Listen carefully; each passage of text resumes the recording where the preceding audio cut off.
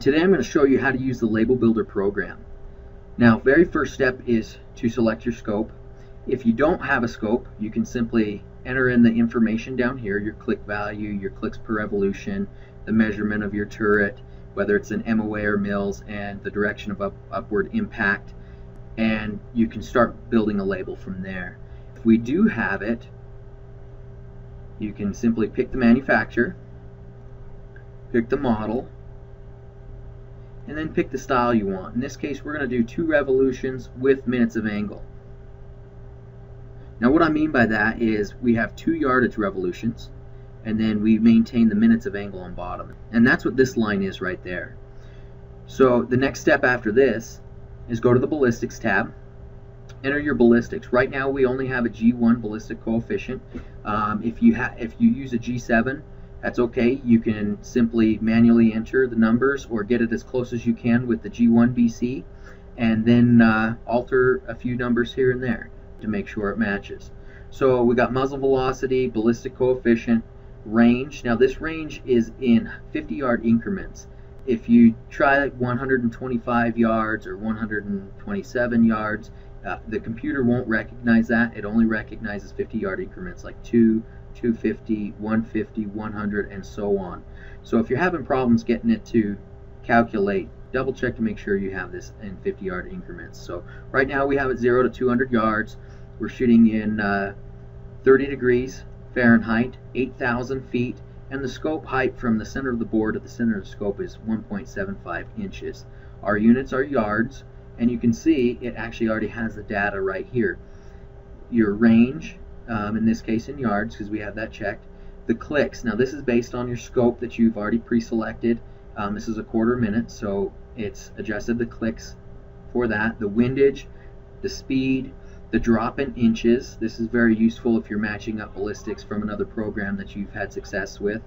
And then your elevation in MOA, since this scope is in MOA. So if everything lines up how you like it, you can apply the ballistics. And you can see it automatically fills that data for you. If you're happy with this, you can simply name your label up here, save the changes, add it to your cart, and get it coming. If you want to do more customization, I'll go through some of the things right now that you can do to make this unique. Very first thing is you can change the label font. You can bold it, unbold it, and italicize it if you like. We recommend that you bold them because most labels are very small, and it really helps with the printing, getting a little bit thicker number on there. You can also change your background color. I'll do an example for you. If you wanted a green background, you can see what that looks like. I usually use a black background because it has an excellent contrast against white numbering. The next tab is a clicks tab. Now these click numbers are the minute of angle down at the bottom, or if you have a scope in mils, it will be the mils down at the bottom. If you don't want them, you simply uncheck them and they'll go away. Or you can change the size to whatever you like, if you want them bigger or you want them smaller. Now the click markings are the actual markings down here at the bottom. You can take them off. For cup style scopes like a PST or Leopold M1, where the turret actually sits down in a cup, we don't put any markings down at the bottom because we actually only apply the label above the cup. That way, if the cup tolerances are really tight, we don't have to worry about jamming a label down in there. So we use the factory numbers. They line up to these numbers and they look really good. In this case, we are going to use the click markings, and you can adjust the height to your liking. I like to keep them low because I want to save as much space as possible for the yardage numbers. And you can also change the click width. If you have a scope that's got a lot of clicks, you may want to thin them out a little bit. I'd recommend them keeping them as thick as possible. Again, dealing with printing and turrets, which are fairly small, you want to keep them fairly thick. The next section is the top text. We do not have top text on this one, but if you'd like to add it, you can simply put in whatever you want.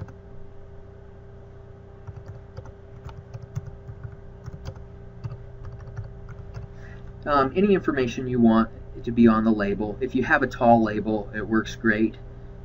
If you have a short label, I would recommend not putting the top text on there. Leave room for your yardage numbers. So in this case, we just put some, it's 7 millimeter, 30 degrees, and so forth. If you don't want it on there, you simply backspace it, check out of it, and it will fill in this gap for you and make all the font bigger. So we've already gone through the ballistics tab. Now in this revolutions bar, you can pick 1, 2, or 3 revolutions. Right now we have 2 because that's the style we picked, but that's what it would look like with 1. And you may have to make some font adjustments as you change these. I'm going to go back to 2. If you don't want these revolution baselines on here, you can uncheck that box and they'll go away. It all depends on the look you want. I really like to separate them. It makes it a little easier for me to read when I'm shooting. Now you can also change the thickness of this line. I would recommend keeping it fairly thick, and the color of the line right here. Now in your revolutions, you have revolution 1 and 2, and if you had a third revolution, this tab would open up. Now you can see I have some preset fonts. I've changed this font to +7 to give it that look. If you want to use the additional column, you're going to want to change your font down just a little bit. Give you a little space for that, and you can add numbers like alternative shooting conditions, maybe a separate load with a different grain bullet that you like in there if you want to manually enter the ballistics in there, and you can see what it looks like up here. So it's putting in that data right there. Actually, a lot of people are using this for secondary shooting conditions or even notes for angle, incline, or decline. We're going to eliminate these right now. You can simply just backspace them.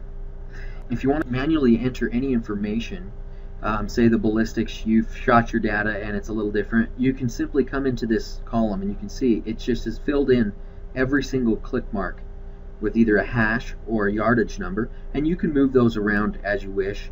You can even add 25-yard markers if you like that look, and I'll show you what that looks like here. So you can add those. We don't add them automatically for you because every scope is a little different. Sometimes it crowds the numbers. If you have a really flat shooting gun, it'll really crowd your numbers right here. So we don't add those for you. So if you don't want them, just backspace them. And they'll go away. The other thing that you can do is if you want your text color to be different, say you wanted that one to be red and your other one to be white, so your revolutions have a different look to them, you can do that.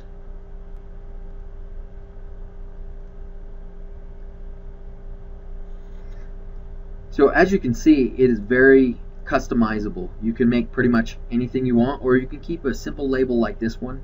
If you want to adjust revolution 2, you simply come over here to revolution 2 and make any adjustments you want in the yardage, add any notes, anything you want. So that's how to use the label builder program.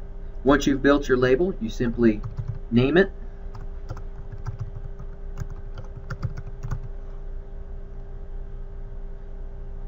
save your changes, and it will be in My Labels for you to order, to modify at any time.